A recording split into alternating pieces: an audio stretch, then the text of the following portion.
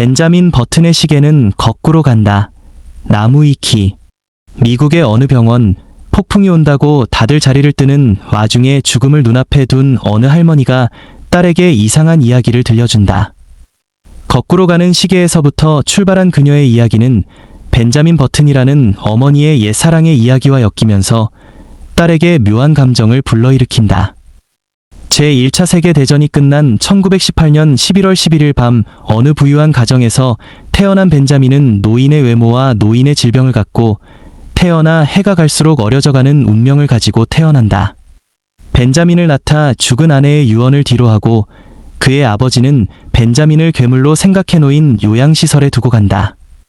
요양시설을 이끌어가는 운영자인 키니는 그런 벤자민을 어여삐 여겨 그를 양아들로 삼아 지극정성으로 키우게 된다.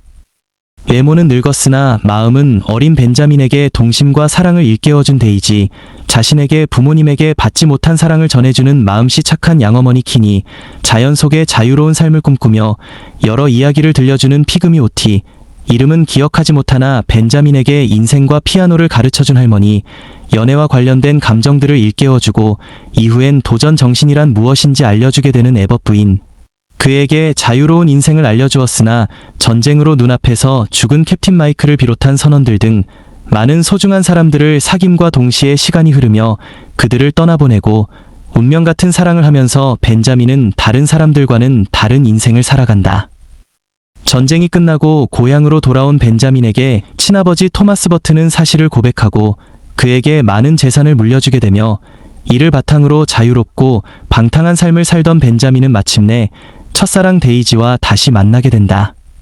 데이지는 세계적인 발레리나가 되어 있었으나 순수한 사랑을 꿈꾸던 벤자민은 도시의 화려함과 본인의 야망에 매료되어 버린 데이지와 사랑의 결실을 맺지 못한다. 데이지의 사고 장면을 풀어낸 연출은 명장면으로 손꼽힌다. 그러나 어느 날 교통사고로 다리를 심하게 다친 데이지를 만나러 갔으나 운전박대를 당하고 이후 여러 여성들을 만나고 키니의 일을 도우며 고향에서 시간을 보낸다. 시간이 흘러 마침내 고향으로 돌아온 데이지와 만나게 되고 결국 둘은 서로를 향한 마음을 확인한다. 이후 데이지와 함께 여행을 다니며 사랑을 나눈다. 하지만 여행을 끝내고 돌아왔을 때 집에는 몇몇 노인들만이 살고 있었을 뿐이었고 양어머니 키니는 어디에도 보이지 않았다. 그렇게 벤자민은 평생을 돌봐준 어머니였던 키니를 떠나보냈다. 키니의 장례 이후 벤자민은 친아버지가 살던 집을 처분하여 마련한 작은 집에 정착한다. 40대의 나이의 데이지는 이제서야 드디어 벤자민과 같은 나이대가 되었으나 주변의 젊은 여자들을 보며 자신이 늙어감에 아쉬워하는 듯 하지만 이내 벤자민이 자신의 친부의 임종을 지켰던 그곳으로 가서 데이지를 위로해주며 현실을 순응하게 하자 그제서야 늙어간다는 것을 받아들이기로 하고 안정된 삶을 추구하기 위해 발레 학원을 열어 아이들을 가르친다. 그리고 이 둘 사이에서 딸 캐롤라인까지 생겼으나 남들과는 다르게 점점 젊어져가는 자신은 데이지와 딸에게 짐이 될 것을 두려워하게 되고 데이지에게 본인이 떠나고 나면 딸에게 좋은 아버지가 되어줄 남자를 만나라는 말을 하며 이별을 암시하게 된다. 결국 딸 캐롤라인의 첫 생일이 지난 후 모든 재산을 처분해 데이지 앞으로 남겨두고 방랑 생활을 떠난다. 하지만 완전히 가족을 버리지는 못하고 그래도 자신의 딸을 위해 옛날에 데이지에게 그랬던 것처럼 엽서를 보내준다. 그리고 그 엽서엔 딸 캐롤라인을 위한 인생 조언과 아버지로서 해주지 못한 점에 대한 미안함, 그리고 아쉬움이 적혀 있었다. 이후 캐롤라인이 사춘기쯤 되었을 때 다시 찾아왔고 데이지는 다른 남자와 재혼하여 단란한 가정을 꾸린 상태였다. 이후 호텔에서 그들은 하룻밤을 보냈지만 벤자민은 그녀를 잡지는 않았다. 이후 벤자민은 걱정하던 대로 치매로 인해 정신이 오락가락한 상태의 어린아이가 되었으며 이후 벤자민은 계속해서 더 어려져갔고 나중에는 자신의 이름조차 기억하지도 못하는 지경에까지 이르게 된다. 데이지는 이런 벤자민을 죽을 때까지 보살피게 된다. 그리고 완전히 어려져 갓난아기가 된 벤자민은 이제는 늙어 할머니가 된 데이지와 마지막으로 눈맞춤을 한 후 세상을 떠나게 되고 데이지는 조용히 수건으로 얼굴을 가려준다. 벤자민의 인생 이야기를 끝낸 데이지는 캐롤라인이 보는 앞에서 평온 속에 눈을 감으며 캐롤라인은 아버지에 대한 기억으로 사색에 잠기고 이후 엔딩에 벤자민이 인생에서 만난 사람들을 독백과 함께 회상하면서 거꾸로 가는 시계가 태풍으로 비바람에 잠기는 모습과 함께 영화는 끝이 난다. 영화 속 실제 나이, 신체 나이 겸 남은 수명으로 추측. 1918년 0세, 85세. 1918년 11월 11일 제1차 세계대전이 끝난 직후 벤자민은 80대 노인의 모습으로 태어났다. 어머니는 아이가 태어난 후 산후 후유증으로 사망했다.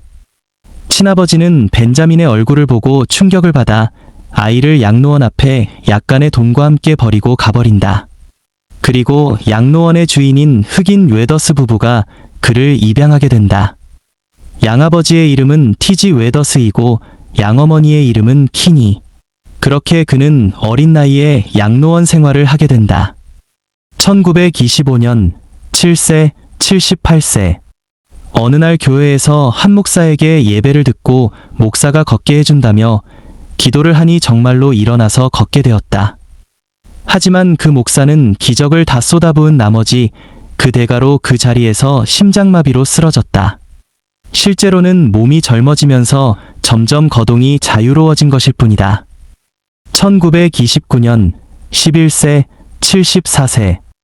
어느 날 양로원에서 피그미족 남자를 만난 벤자민은 그를 따라 처음으로 집 밖에 나가게 되고 생애 처음으로 전차도 타고 동물원도 들리는 경험을 하게 된다. 비록 너무 밤늦게 돌아와 키니한테 혼나긴 했지만 그래도 인생 처음으로 즐거운 경험을 했다며 좋아해야 한다. 1930년 12세, 73세.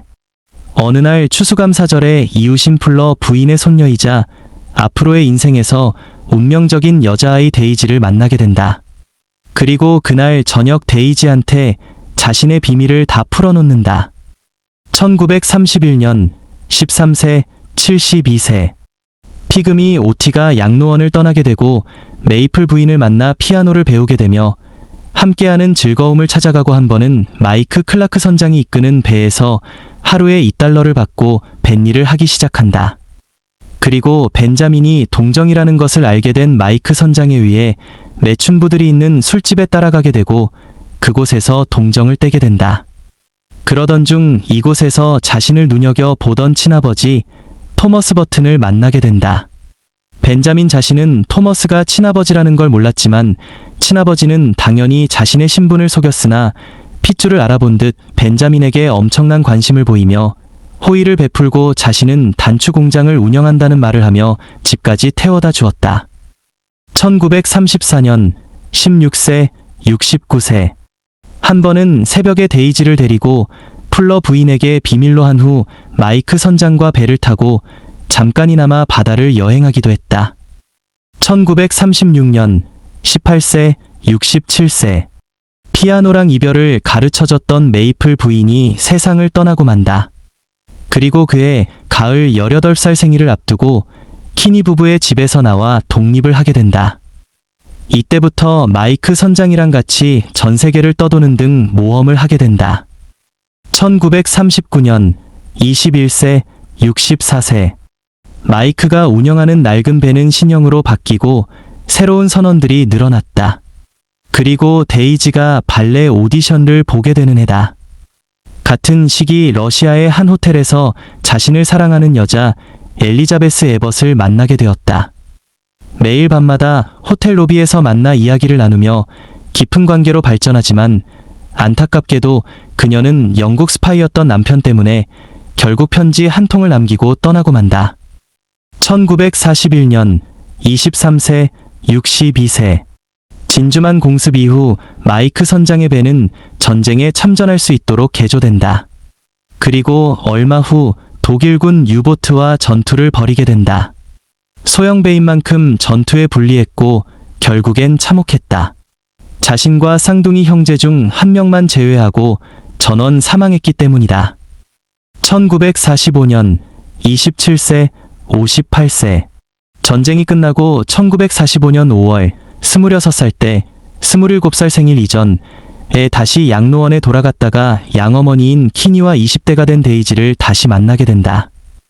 그날 저녁 데이지와 함께 식사를 하고 시간을 보내지만 자유분방하고 개방적인 데이지와 진지한 대화를 원했던 벤자민은 또다시 멀어진다. 다른 날 밤 자신의 친아버지 토머스를 다시 만나게 되고 저녁 식사를 나눈 후 회사 구경을 시켜주는데 이때 토머스가 벤자민의 아버지라는 진실을 알려주고 어머니가 캐롤라인 머피라는 이름을 알게 된다. 사실 토머스는 자신이 불치병에 걸려서 시한부 인생을 살고 있다는 사실을 알려주고 아들인 벤저민에게 자신의 전 재산을 상속하려고 한 셈이다.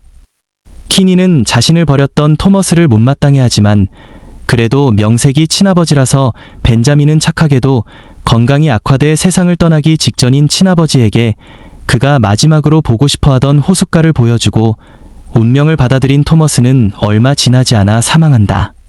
그 후 벤자민은 토머스에게 단추 공장과 요트를 물려받았다. 1962년 44세 41세, 1967년 49세 36세. 파리에서 교통사고로 다리를 다쳐 춤을 출 수 없게 된 데이지가 뉴올리언스로 돌아오고 이제 나이대도 거의 비슷해졌겠다. 벤자민과 진지한 관계로 발전한다.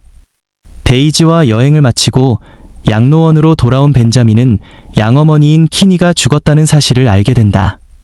그리고 죽은 친아버지에게 물려받은 집을 팔고 작지만 새로운 집을 사 데이지와의 신혼생활을 시작한다. 1969년 51세 34세. 이후 딸인 캐롤라인이 태어나게 되지만 벤자민은 성장해가는 딸과 시간이 갈수록 점점 더 어려지는 자신을 보고 딸에게 좋은 아빠가 되어줄 수 없다는 생각에 불안해는 동시에 고민한다. 26. 결국 딸의 첫 번째 생일을 맞은 지 얼마 후에 벤자민은 그날 밤 그녀 앞으로 친아버지와 양부모에게 상속받은 모든 재산인 호숫가, 별장과 단추 공장, 그리고 보트를 팔아서 재산을 처분한 후 그 돈을 은행에 넣어 데이지에게 넘기고 떠난다. 이후 점점 어려져가는 운명의 벤자민은 딸에게 좋은 아빠가 되지 못해 미안하다며 자주 엽서를 써서 조언과 안부를 전해주었다. 1969년 51세 34세, 1979년 61세 24세. 이후에 오토바이를 타고 세계 각지를 돌면서 막노동을 하고 건물 근처에서 노숙을 하면서 방황하며 여행을 떠난다. 1980년 62세 23세. 빈손으로 떠나 전 세계를 막노동하면서 떠돌다가 수년 후 돌아와 데이지와 잠시 재회한 잘생긴 벤자민은 그녀가 재혼한 것과 훌쩍 성장한 딸을 보고 만감이 교차한다. 이 무렵 캐롤라인은 12에서 13살이 되었다. 이후 밤에 데이지가 벤자민이 머무르는 호텔 숙소에 찾아와 서로 간의 사랑을 확인하나 가족을 위해서 벤자민은 데이지를 잡지 않고 떠나보낸다. 1990년 72세 13세. 로버트가 죽고 난 후 한참이 지나 어느 날 데이지한테 연락이 왔다. 데이지는 예전에 왔었던 양로원에 오게 되었는데 이때 벤자민은 나이를 먹으면서 치매에 걸리게 되고 사회복지사에 의해 자신이 자란 양로원에 맡겨지게 된다. 데이지는 매일 양로원에 들려 벤자민을 돌본다. 시간이 흐를수록 점점 어려져 나중엔 자신이 누구인지도 알 수 없고 자신이 사랑하던 데이지도 못 알아볼 정도로 악화되어 간다. 1995년 77세 8세. 그 후 날이 갈수록 치매 증상은 더 심해져 아침 식사를 했다는 사실조차 기억하지 못하는 상태가 된다.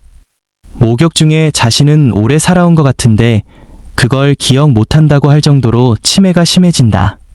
그래도 자신이 오래 살아온 것은 자각하는 모양이다. 1997년 79세 6세. 하루는 지붕 위에 올라가서 머나먼 곳까지 보인다며 놀라하는 모습을 보여주나 데이지가 걱정하기도 한다. 1998년 80세 5세. 그 후 데이지도 양로원에 입주해 남은 생을 같이 살게 된다. 2003년 85세 0세. 2002년 기차역에 거꾸로 가는 시계는 철거된다. 벤자민은 몸은 갓난아기가 되었지만 이미 시간상으로나 정신연령으론 노인이 되어버렸고 그렇게 자신이 사랑한 여인 데이지의 품에 안겨 세상을 떠난다. 2005년 사망 후 2년이 지남. 다시 현재. 허리케인 카트리나가 올 때 병원에서 데이지는 딸이 읽어준 벤자민의 일기를 모두 들은 뒤 세상을 떠나 벤자민의 곁으로 가고 밀레니엄을 맞아 디지털로 바뀌며 창고에 보관된 버려진 거꾸로 가는 시계는 허리케인이 동반한 홍수에 그들의 곁으로 가려는 듯 물에 잠긴다. 극중 벤자민의 아버지는 버튼, 단추, 공장의 사장이다. 그는 자기가 만드는 제품인 버튼, 단추에 대해서 매우 자부심이 강했으며 좀 더 전문성이 있어 보이기 위해 성마저 버튼으로 바꾼 것으로 추정된다. 이런 철저히 정확하게 모든 것을 재단하고 완벽하게 정리하여 계획대로 흘러가는 것을 좋아하는 사람이었다. 이런 성실성과 전문성을 인정받아 전쟁 때 군납으로 한몫 잡아서 상당히 부자가 된다. 하지만 그는 병약한 아내를 죽이다시피 하며 태어난 노인 형상의 벤자민을 보고 분노하여 양로원에 유기했다. 벤자민의 어머니 사후에는 재혼하지 않았고 자식을 그리워하기는 한 듯 벤자민을 보자마자 알아봤으며 임종을 맞이할 때쯤 벤자민에게 공장을 포함한 전 재산을 물려주기로 한다. 하지만 벤자민은 태어나자마자 자신을 버린 아버지를 아버지로 대접하지 않았고 장례식 때도 그다지 슬퍼해주지 않는다. 자업자득. 상속받은 재산 덕분에 벤자민은 행복한 결혼 생활을 보낼 수 있었지만 아내와 헤어질 때 전 재산을 처분에 남겨놓고 간다. 맹인 시계공이 한 명 나오는데 그는 눈이 보이지 않았음에도 매우 훌륭한 시계공이었다. 그는 힘겹게 결혼해 겨우 아들을 하나를 낳았고 애지중지하며 키웠는데 1차 대전이 시작되고 징집되어 전투에 참여한 뒤 돌격전에서 사망한다. 그 소식을 듣고 매우 슬퍼한 그는 상심해서 기차역에 설치되어야 하는 시계를 일부러 거꾸로 돌아가게 만든다. 이 시계를 시작하는 행사는 대통령도 참석할 정도로 중요한 행사여서 담당자들이 매우 당황하는 중 이맹인 시계공이 거꾸로 돌아가는 시계를 만든 이유 자식이 돌아오길 바란다. 를 말한다. 그의 딱한 사정과 유가족에 대한 예우를 지켜야 했던 정부 고위층 인사들의 이해를 봐. 이 역의 시계는 계속 거꾸로 가는 상태로 유지되게 된다. 공교롭게도 딱 이 시계가 시작되던 순간 벤자민 버튼이 태어나고 그가 죽는 시점까지 이 시계는 유지되다가 역사가 리뉴얼되면서 디지털 시계로 교체하면서 철거되었다. 이후 데이지 플러마저 사망하자 폭풍우의 영향으로 물에 떠밀려간다. 영화, 파이트 클럽 등을 연출한 데이비드 핀처의 작품으로 아름다운 영상들과 잔잔한 감동이 백미이나 너무 심심해서 메리트를 다 까먹었다는 평도 있다. 번개 맞은 할아버지는 로이 설리번이라는 실존 인물을 바탕에 둔 재현이다. 로이 설리번은 실제로 무려 7번의 번개를 맞고도 죽지 않았다. 딸로 출연한 캐롤라인 역의 줄리아 오몬드는 브래드 피트의 이름을 전 세계에 알린 히트작 가을의 전설에서 브래드 피트의 연인이자 삼형제 모두의 사랑을 한몸에 받는 기구한 운명의 히로인으로 출연했다. 미국에서는 DVD의 명가인 크라이테리온 콜렉션에서 DVD가 발매되었다. 단 기존 크라이테리온 작품들과 달리 데이비드 핀처와 촬영 감독이 DVD 작업을 완성해 놓은 상태에서 이름만 빌려준 수준이라고 한다. 그 외의 국가에서는 워너 브라더스 홈 비디오에서 출시했다. 영화가 개봉하고 나서 어렸을 때는 노안으로 보였지만 나이가 드니 노안으로 보이지 않고 오히려 젊어 보이기도 하는 사람을 비유할 때 이 영화의 제목이 쓰이기도 한다. 주로 XXX의 시간은 거꾸로 간다 형태로 쓰이는 듯 예외로 키아누 리브스의 시간은 안 간다. 영화 배경이 뉴올리언스이고 대피령이 내릴 만큼 대형 태풍이었으며 기차역을 박살낼 정도의 태풍은 카트리나를 연상케 한다. 영화에 나오는 TV 뉴스의 카트리나라고 나온다. 실제로 미국에서 개봉 당시 카트리나의 피해를 입은 뉴올리언스의 위안이 되었다는 평가가 많았을 정도.